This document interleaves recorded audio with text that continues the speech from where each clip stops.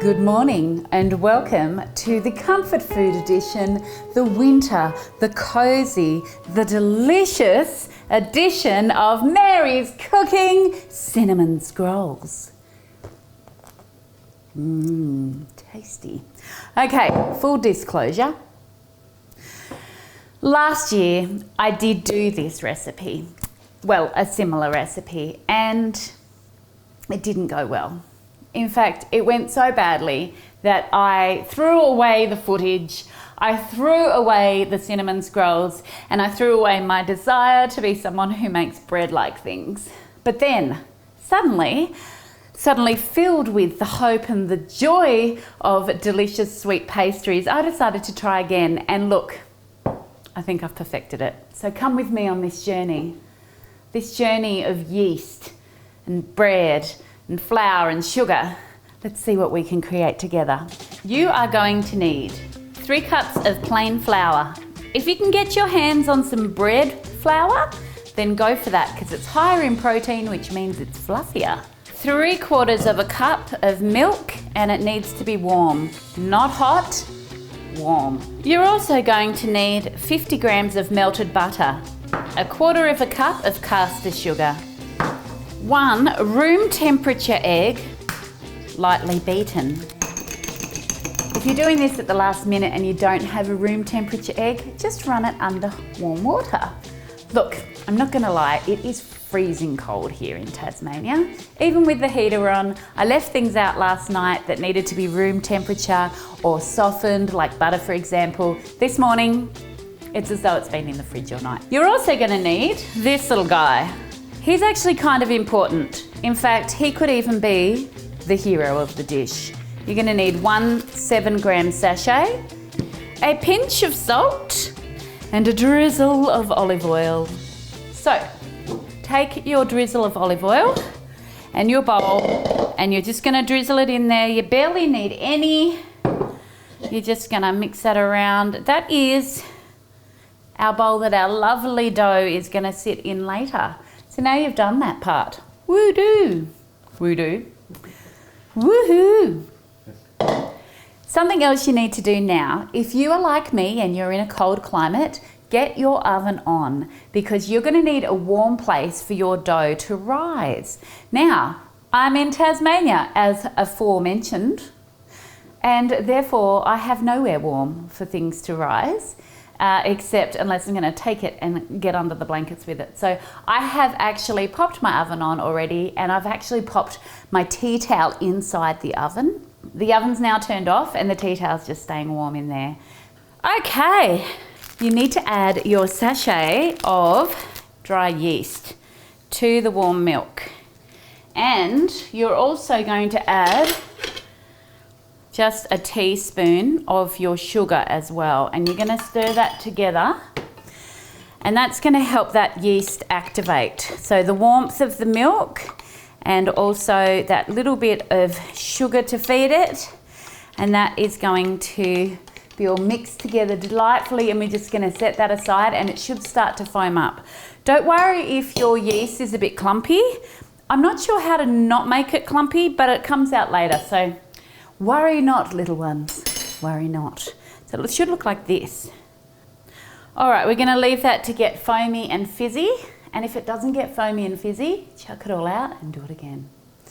Now I'm gonna do this manually today, by hand, if you will, because I don't have a KitchenAid or a stand mixer. Last year when we were doing lots of filming and lots of baking, I thought about getting a KitchenAid, I wanted it, but look, we don't eat a lot of carbs in our house, which is how we stay so thin. So I decided no, I don't really need one, but right now I could really use one. So if you have a KitchenAid or a mixing stand mixer thing, especially one with a dough hook on it, now is your time to shine. I'm going to do it manually, and you are going to see me produce something beautiful by the work of my own hands. So while we're waiting for our yeast to keep fizzing, and if you have a quick look, you'll notice by now it should be bubbling away a little bit. All those little air bubbles mean it's beginning to activate, so that's good news. So I'm going to add to my bowl my lightly beaten egg,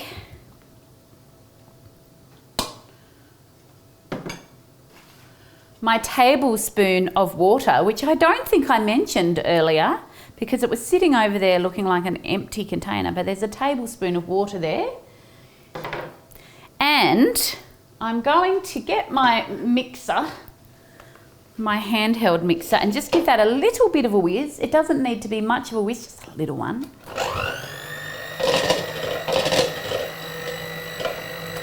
Like that. And then to that I'm going to add my activated yeast mixture and my melted butter.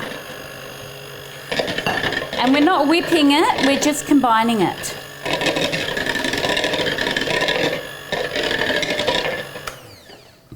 I like to add my melted butter last because the warm milk from the yeast mixture will keep that egg from cooking. So if I throw the hot butter straight in, I feel like we might have a scrambled egg situation. I could be wrong, but you know, better safe than sorry. Alrighty, to that mixture, we are going to add our 3 cups of plain flour, the rest of our sugar, which was 1/4 cup, and a very generous couple of pinches of salt.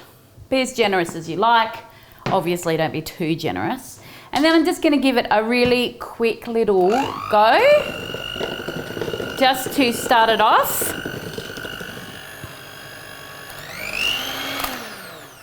If you had a mixing stand master thing, you know what I mean, then you would just do the whole thing and then you'd move to dough hooks.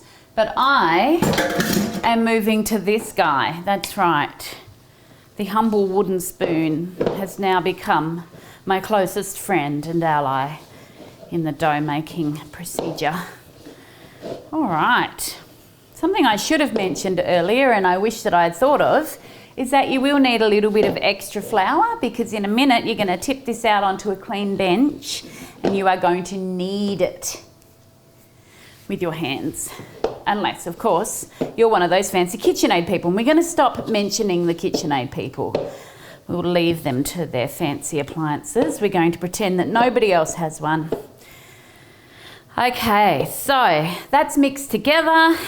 It's looking not nearly as smooth as it needs to. So I'm going to pop to my cupboard, my pantry, and get a little bit of extra flour while you have a little look at my cute little kittens.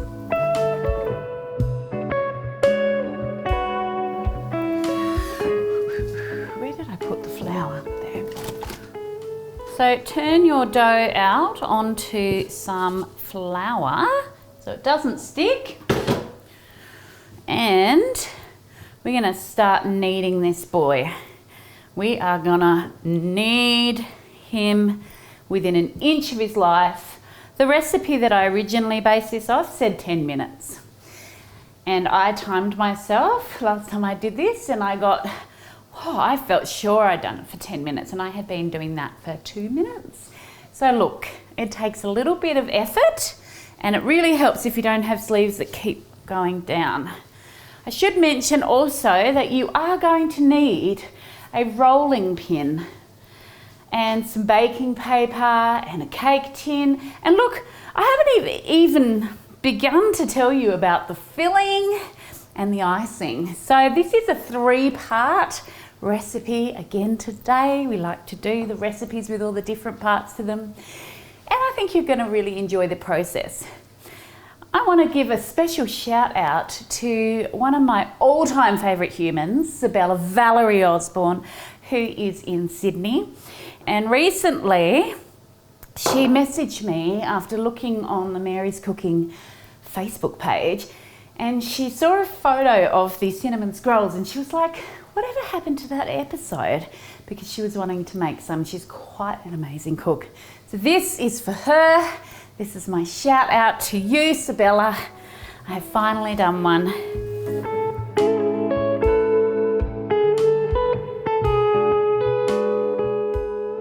When you reach the point in your kneading process that you've lost the will to live, then you're probably ready to pop this bad boy into your oiled bowl. So remember this guy? We are going to get our dough in a lovely little bowl like this. We're going to pop him in the oil and roll him around so that nothing sticks. And then we're going to cover that in some cling wrap and a warm tea towel, if you have a warm one. If you followed my steps from before of putting it in the oven for a little while. And then we're going to place him in a warm place. So here's the difficult part. We're going to leave that for an hour. An hour, you say? I have to wait that long for my cinnamon buns? Yes. It's going to be worth it. In that time though, we can prepare the filling and the icing. You are going to need 2/3 of a cup of brown sugar, 60 grams of salted, softened butter. It's really important that your butter is soft. The softer the better, but not melted. 1.5 tablespoons of ye old cinnamon. I've also got, it's probably about 1/2 cup of chopped up apple. I think it adds a lovely little bit of je ne sais quoi to the recipe. I'm also adding vanilla, or vanille, as I believe some of the French people might say. So we're going to take our brown sugar, or dark brown sugar, and we're going to add 1.5 tablespoons of cinnamon.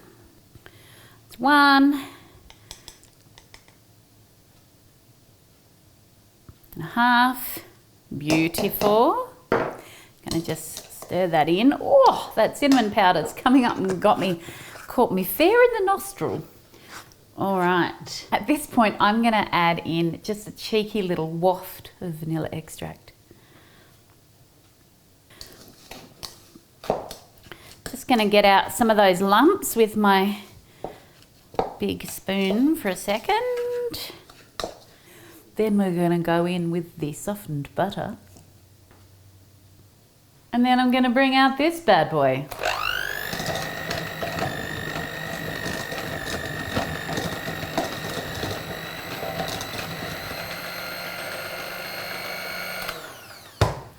Just as I suspected, I've been hit with the Tasmanian hard butter curse. It's just not soft enough to blend using this guy. So what I'm going to do, let's move him away. Dead to me. And I'm just going to get in with my fingers and smooth that all together like that. Usually on a normal temperature day, that butter would be lovely and soft and spreadable and ready to go. But this butter is not cooperating and it will be punished. All right, I'm going to put that aside and hope that it's soft enough to spread when the time comes for spreading. But if it's not, I do have a cheeky little trick to show you that also works quite a treat. I'm actually going to sit that down near my dough and hopefully that'll warm up in the draft of the oven. What about my fruit element, I hear you say? Worry not, my pretties. Your time will come. Step 3, the all-important cream cheese frosting. You're going to need a cup of icing mixture or pure icing sugar, whatever you've got, 125 grams of cream cheese, about 40 grams of softened butter, a smackerel of milk. I just like to have a little bit of milk on hand just in case my icing needs just that little bit of moisture. I think that you'll find you need maybe a tablespoon or so. And then add a smackerel of vanilla. Take your cream cheese and your butter and cream them together using the electric mixer.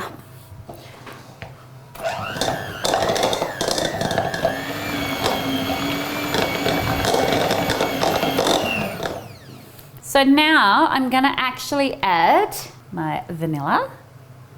Yummy. I love it so much.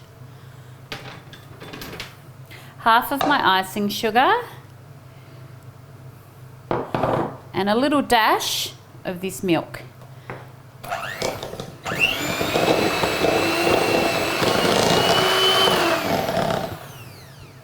Let's add the rest of our icing sugar, a little bit more milk, all of it, okay, and off we go.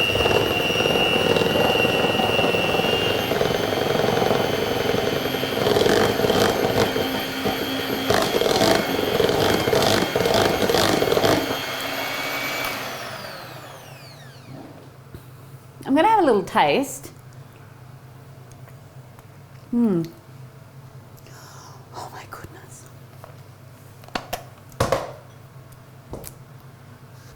I will say, after having licked not one but 2 beaters, that you probably could put a little bit less vanilla in if you're not up for a real punchy flavour.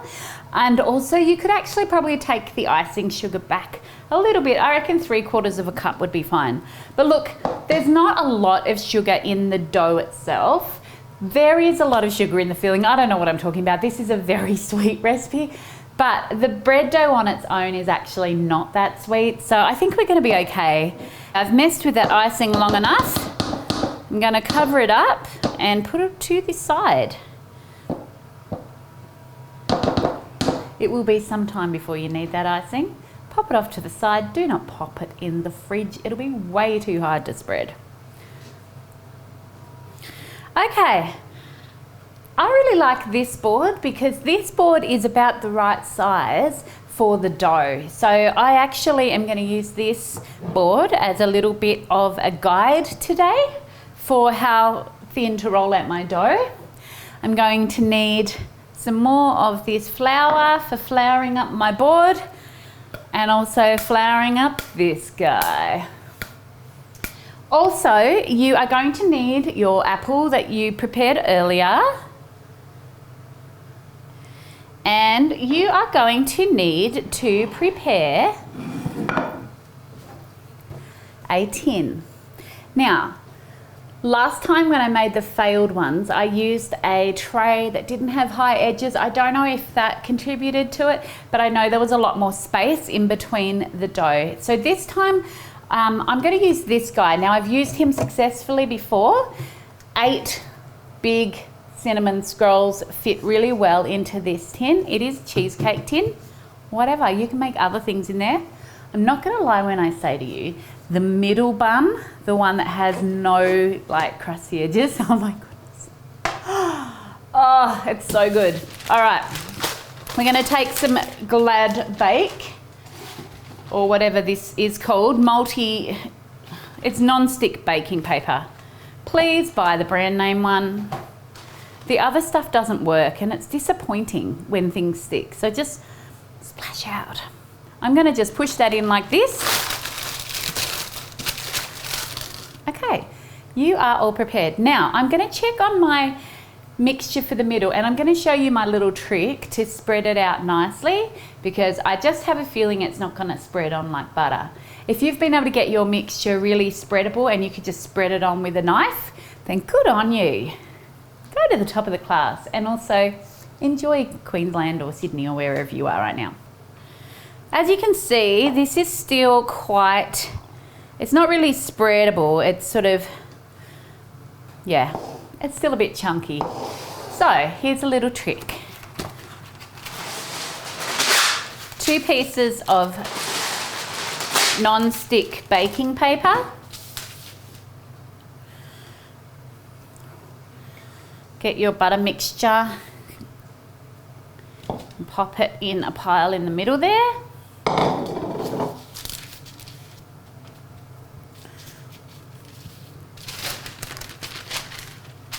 Like that.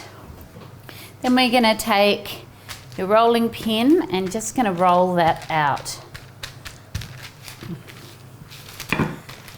And it'll just get it to a consistent thickness, which you can then just lay over the top of your rolled out dough. Also, when it's thinner like this, it's much easier to spread because it softens a lot quicker too.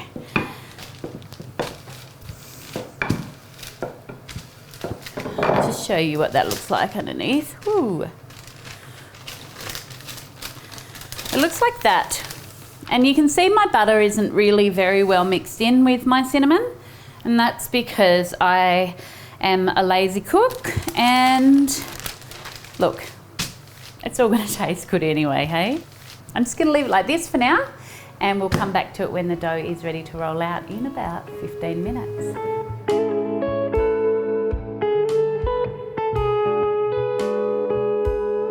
It is time to unveil the dough. What we're going to do is grab our bowl. I'm going to take the tea towel off, and I'm going to pop that back in the oven to keep warm because there is a second rising. I have turned the oven back on because it will need to preheat. Okay, taking off the plastic and pulling out the dough, and it should feel warm and squishy, and stretchy. That's really, really nice. All right, we're going to put some flour down. I'm going to pop that there, and we're going to get out this guy. I'm going to flour him up real good. And we are going to roll this guy out. This is quite nice. It smells delightfully yeasty. It feels beautifully warm, which means it has been in a nice spot. And I'm going to roll it out. I'm trying to get it rectangular, and I'm trying to get it almost the size of my board here. Just gonna tidy that up a little bit down here. Something like that will do just fine. Next, our filling.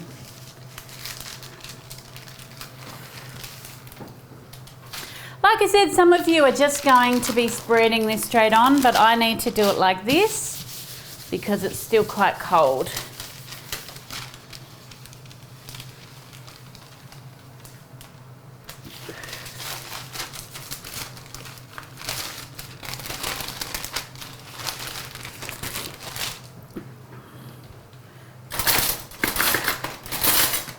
I'm going to need a knife to get the bits off that didn't spread, and we're just going to spread it like peanut butter or whatever.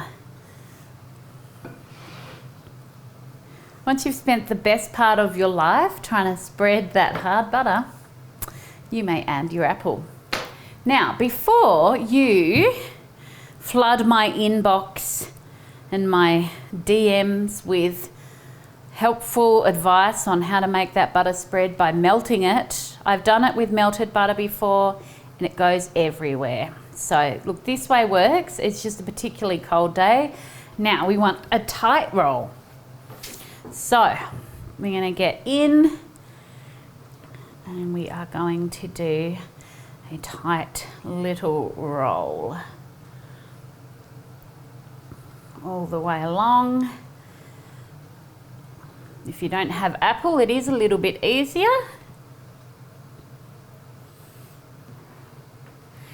And I like to smush it up a little bit at the end so that it's sort of all uniform. There we go, beautiful. Lovely. Oh, I'm feeling good about this. Okay. You're going to need a serrated knife for this part. It will help you to cut it a bit more evenly. And I'm going to try and cut it into 8 equal parts. So with a sawing motion back and forth with a serrated knife, you don't want to squash it. Look at that. Isn't that beautiful? And then look, that was pretty perfect. And we're going to go to the middle again.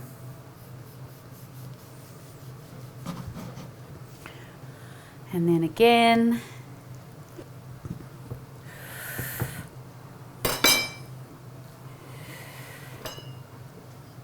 These do make quite large buns. Look, I know big buns are in at the moment, but if you want to make smaller ones, you can make thinner slices. Okay. we are going to place one at the center, and then we are going to place the others all the way around, like so. So they need room to spread, but they also need to be close together because they are little brother buns. Okay, beautiful. Now it's time for our second rising. So we're going to take our warm tea towel again and we're going to place it over the top. We're going to let that sit for about 20 minutes and it should just make all those buns just rise again a little bit, and then we are going to pop them in a very hot oven. So 20 minutes. Go do something productive with your life.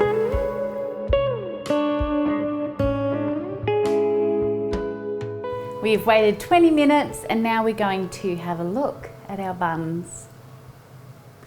The cinnamon buns, that is. Now for the great unveiling. To be honest, I can't really tell whether they've risen and proved much at all, but I did do this recipe recently and they don't look that different. So I think they're going to be okay. Alrighty. Let's get these into a hot oven. So 15 minutes at 200, then turn it down and another 20 minutes at 180. I've always said I have nice buns. Check them out. All we need to do now is just let that cool down a little bit, and then we're going to add the cream cheese frosting, icing if you will, and then we're going to do a taste test. I'm pretty excited about that. So, to let them cool down, I'm actually just going to take the outside, because it's a cheesecake pan, I can do that. I'm just going to take that off.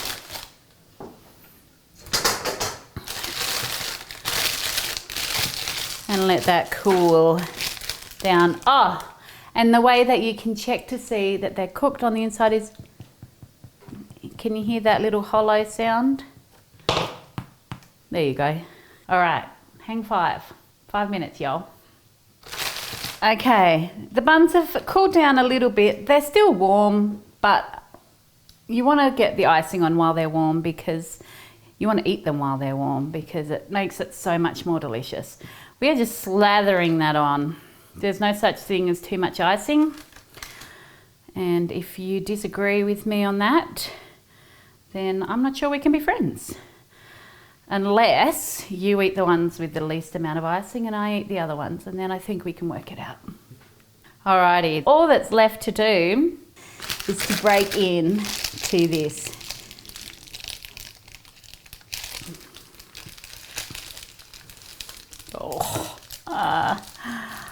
Oh my goodness, look at that bready goodness. Pop him on a plate. Alrighty, time for a taste test. This is still piping hot, by the way. Oh